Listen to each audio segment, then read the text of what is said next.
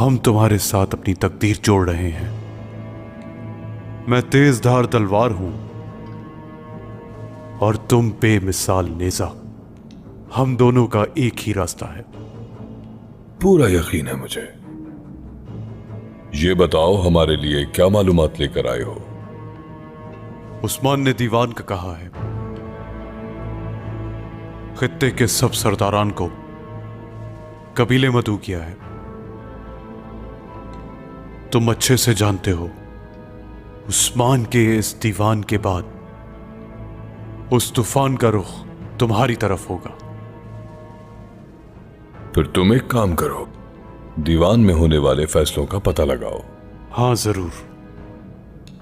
ضرور کروں گا میں ایسا. ہم دونوں کا مقصد ایک ہی ہے کلاڈیوس، کہ اس عثمان کو مل کر تہس نہس